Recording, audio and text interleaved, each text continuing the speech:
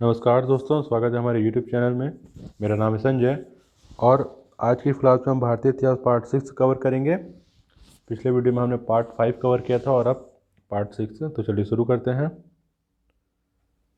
आज हम पढ़ेंगे, देखिए, मुगल साम्राज्य। तो देखिए, मुगल वंश का संस्थापक बाबर था। उसने पानीपत के प्रथम युद्ध 1526 ईस्वी में इब्राहिम लोदी को पराजित कर भारत में मुगल वंश की स्थापना की। ठीक है, तो देखिए, मुगल वंश का संस्थापक कौन था? बाबर था। ध्यान रखिएगा, क्वेश्चन बन सकता है कि मुगल वंश का संस्थापक कौन था? बाबर था। उसने पानीपत के प्रथम युद्ध, ठीक है, पानीपत का प्रथम युद्ध कब हुआ था? 1526 ईस्वी में हुआ था। ध्यान रखिएगा, में इब्राहिम लोदी को पराजित किया। ठीक है, तो यहाँ पर क्वेश्चन बन सकता है कि पानीपत का प्रथम युद्ध किन के बीच लड़ा गया? तो इब्राहिम लोदी और बाबर के बीच, जो हुआ था 1526 ईस्वी में, और इसमें इब्राहिम लोदी पराजित हो गया था। ठीक है ना। तो इब्राहिम लोदी को पराजित कर भारत में मुगल वंश की स्थापना की। ठीक है, यहाँ पर बाबर ने क्या किया? पानीपत का प्रथम युद्ध लड़ा 1526 ईस्वी में इब्राहिम लोदी से, और इब्राहिम लोदी को पराजित कर मुगल वंश की स्थापना की। ठीक है, तो यहाँ पर मुगल वंश का संस्थापक कौन हुआ? बाबर हुआ। ठीक, अगला देख लेते हैं। बाबर बाबर फरगना के शासक उमर शेख मिर्जा का बेटा था। ठीक है, बाबर किनका बेटा था? तो फरगना के जो शासक थे उमर शेख मिर्जा, उनका बेटा था। पानीपत के प्रथम युद्ध में बाबर ने पहली बार तुलगमा पद्धति तथा तोप खाने का प्रयोग किया था। ठीक है, तो पानीपत के प्रथम युद्ध जो 1526 ईस्वी में हुआ था, उसमें बाबर ने पहली बार तुलगमा पद्धति का उपयोग किया था और तोप खाने का प्रयोग किया था। ठीक है, तुलगमा पद्धति एक प्रकार की युद्ध पद्धति होती है, उसका प्रयोग किया था। ठीक है, बाबर ने। उसके बाद देखिए, यहाँ पर बाबर ने अपनी आत्मकथा बाबरनामा की रचना तुर्की भाषा में की है, जिसका अनुवाद बाद में फारसी भाषा में अब्दुल रहीम खान खाना ने किया। ठीक है, तो बाबर ने अपनी आत्मकथा बाबरनामा की रचना की है। तो यहाँ पर क्वेश्चन बन सकता है कि बाबर की आत्मकथा का क्या नाम है? तो बाबरनामा। या बाबरनामा की रचना किसने की है? तो बाबर ने खुद की है, क्योंकि वो उसकी आत्मकथा है। तो यहाँ पर देखिए, याद रख सकते हैं कि यहाँ पर बाबरनामा और यहाँ बाबर, तो बाबरनामा किसकी है? बाबर की है, क्योंकि वो उनकी आत्मकथा है। अब देखिए, वह कौन सी भाषा में? तो तुर्की भाषा में। ठीक है, बाबरनामा जो है वो तुर्की भाषा में, जिसका अनुवाद बाद में फारसी भाषा में अब्दुल रहीम खान खाना ने किया। तो देखिए, यहाँ पर एक क्वेश्चन बन सकता है कि बाबरनामा का फारसी भाषा में अनुवाद किसने किया? तो अब्दुल रहीम खान खाना ने। ठीक है, पहले तुर्की भाषा में था, फिर उसका फारसी भाषा में अनुवाद किया अब्दुल रहीम खान खाना ने। अब देखिए, यहाँ पर प्रारंभ में बाबर के शव को आगरा में दफनाया गया, बाद में काबुल में दफनाया गया। ठीक है, जब बाबर की मृत्यु हुई तो उनके शव को आगरा में दफनाया गया था। ठीक है ना। उसके बाद फिर बाद में काबुल में दफनाया गया। ठीक है, अगला यहाँ पर देख लेते हैं हुमायूं। देखिए, इनका टाइम पीरियड है 1530 से 40। उसके बाद देखिए, बीच में वो गायब हो गए थे। ठीक है, शेर शाह के साथ बहुत ज़्यादा युद्ध हुआ था। उसके बाद फिर से आए थे 1555 से 1556 ईस्वी में। ठीक है, फिर दो टाइम पीरियड दिया हुआ है। ठीक है, यहाँ पर अब देखिए, यहाँ पर हुमायूं ने अपने राज्य का बंटवारा अपने भाइयों में कर दिया। हुमायूं जो था, उसने अपने राज्य का बंटवारा अपने जो भाई थे उनके बीच कर दिया था। अब देखिए, यहाँ पर 1533 ईस्वी में उसने दीन पनाह नामक नगर की स्थापना की।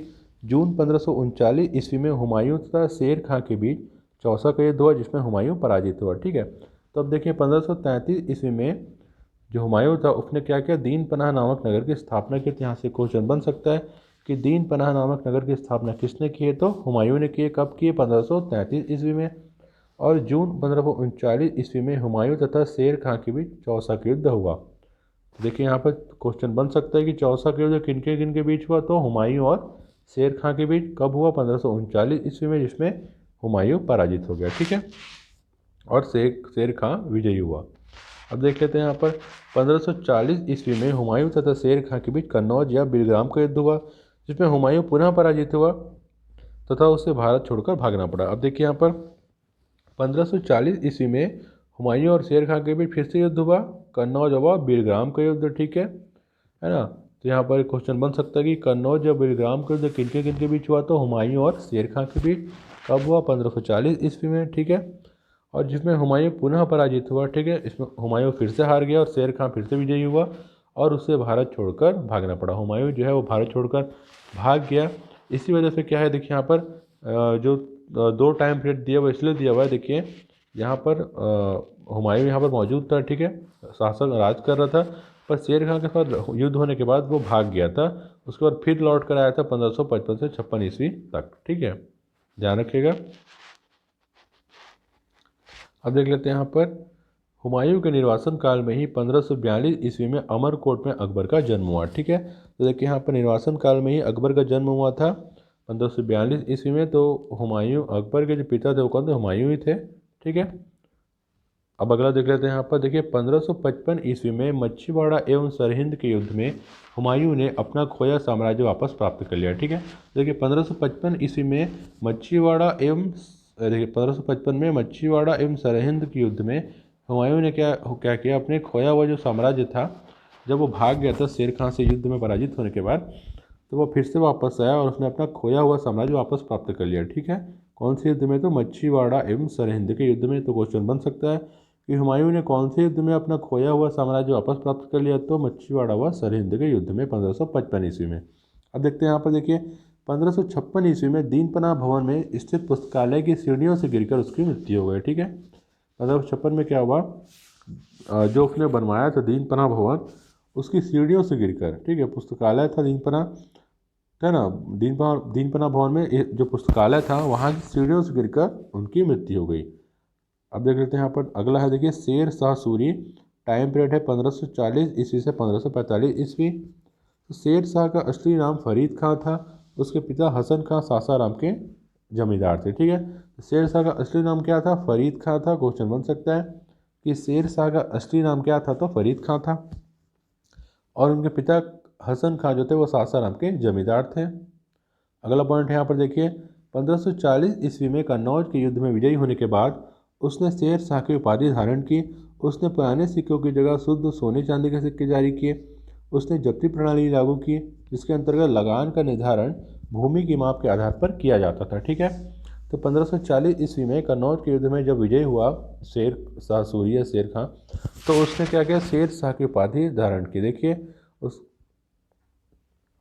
शेर शाह जो सूरी था उसका असली नाम क्या था? फरीद खां था। पर देखिए 1540 में जब वो कन्नौज युद्ध में विजयी होता है तब वह शेर शाह की उपाधि धारण करता है। तो देखिए जो शेर शाह है वो उसका नाम नहीं है, वो उसकी उपाधि है। ठीक है, ध्यान पे रखिएगा।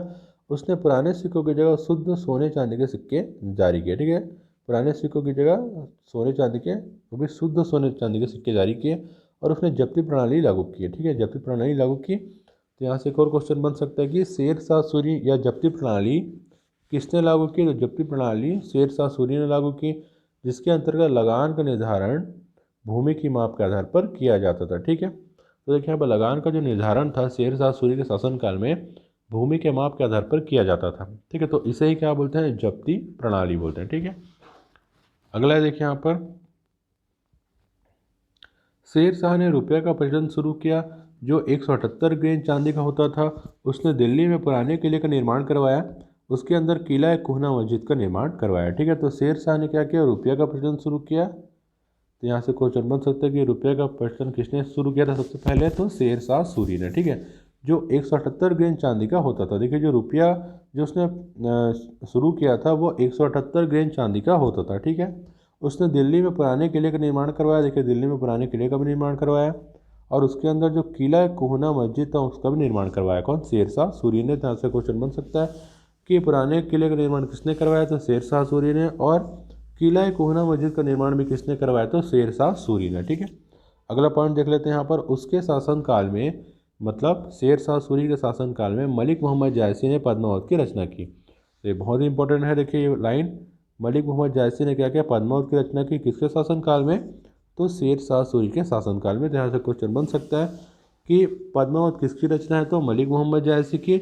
और किसके शासनकाल में इसकी रचना हुई? तो शेर शाह सूरी के शासनकाल में। अब देखिए शेर शाह का जो मकबरा था वो सासाराम में स्थित है। ठीक है, तो यहाँ से क्वेश्चन बन सकता है कि शेर शाह का मकबरा कहाँ स्थित है? तो सासाराम में।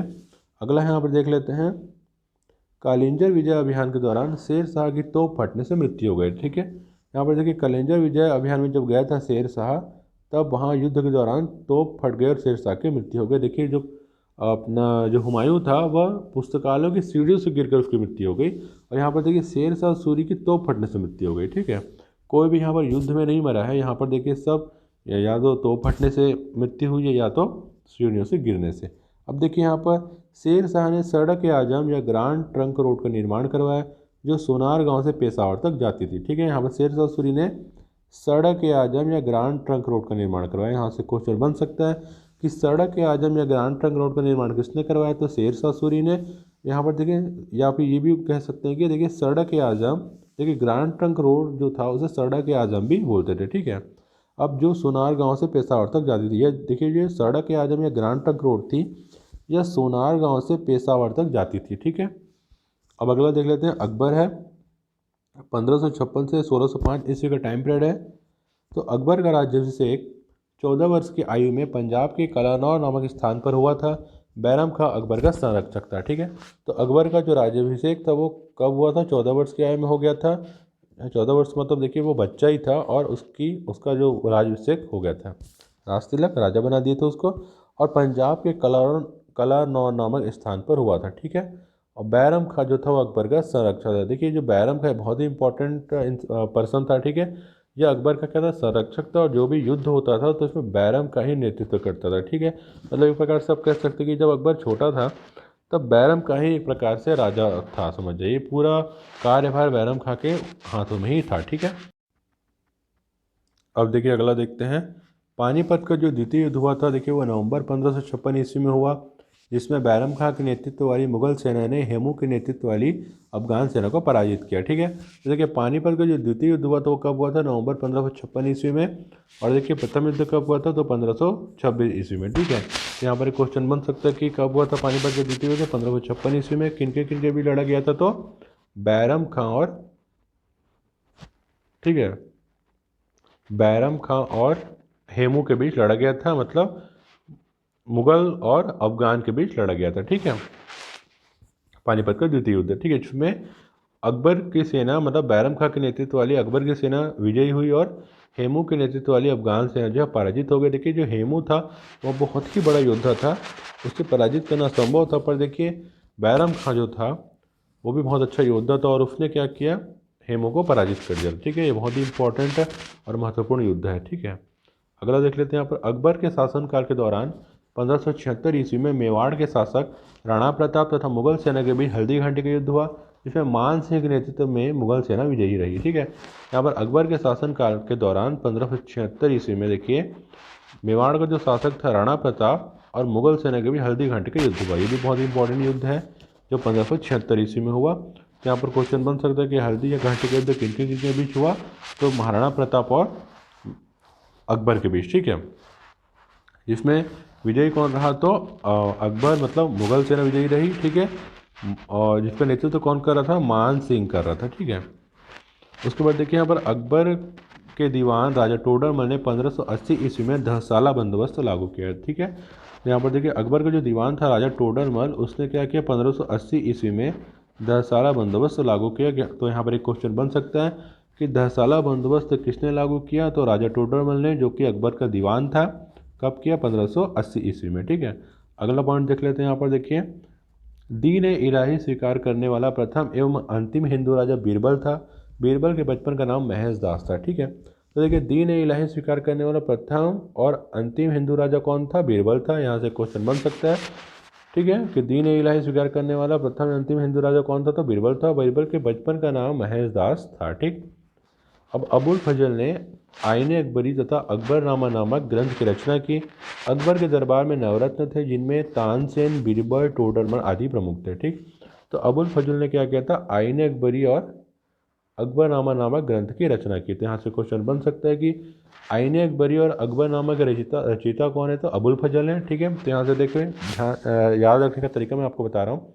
देखिए आईने अकबरी, तो देखिए अ से आईने अकबरी, आई से अ से आईने अकबरी, देखिए अब अ से आईने अकबरी और अ से अबुल फजल, अ से अकबरनामा, अ से अबुल फजल, ठीक है। तो ध्यान रखिएगा कि ये जो दोनों हैं ये अबुल फजल की ही रचना है, ठीक है। अब यहाँ पर देखिए अकबर के दरबार में नवरत्न थे, ठीक है, जिनमें नवरत्न थे अकबर के दरबार में, और जिनमें कौन कौन थे, तानसेन, बीरबल और टोडरमल जी, ये तीनों क्या थे, बहुत ज़्यादा प्रमुख थे, ठीक है। बीरबल को आप सभी जानते हैं, जो बहुत ही ज़्यादा बुद्धिमान व्यक्ति था, और जो तानसेन था वो संगीत सम्राट था, ठीक है। अब आगे देख लेते हैं, यहाँ पर देखिए अगला है मनसबदारी प्रथा, एक विशिष्ट सैन्य एवं प्रशासनिक व्यवस्था थी जिसे भारत में अकबर ने प्रारंभ किया, ठीक है। तो मनसबदारी प्रथा जो थी वो विशिष्ट सैन्य व प्रशासनिक व्यवस्था थी। इसे किसने प्रारंभ किया? तो अकबर ने प्रारंभ किया। तो यहाँ से क्वेश्चन बन सकता है कि मनसबदारी प्रथा को सर्वप्रथम किसने प्रारंभ किया? तो अकबर ने प्रारंभ किया। ठीक है, अगला है यहाँ पर देखिए, अकबर के दरबार में अब्दुल रस्मत, दसवंत एवं बसावन प्रमुख चित्रकार थे। अकबर का मकबरा सिकंदरा में है। तो यहाँ पर देखिए, अकबर के दरबार में कौन कौन से चित्रकार थे? तो अब्दुल रस्मत, दसवंत और बसावन। ठीक है, ये प्रमुख चित्रकार, और अकबर का जो मकबरा है वो सिकंदरा में है। तो देखिए यहाँ पर आज के वीडियो यहाँ पर कंप्लीट हो गया। देखिए भारतीय इतिहास पार्ट 6। अब अगली वीडियो में हम आगे की पार्ट पढ़ेंगे। तो अगर वीडियो पसंद आए तो वीडियो को लाइक कीजिएगा, शेयर कीजिएगा और हमारे यूट्यूब चैनल को सब्सक्राइब कीजिएगा। मिलते हैं अगली वीडियो में, तब तक के लिए धन्यवाद, नमस्कार।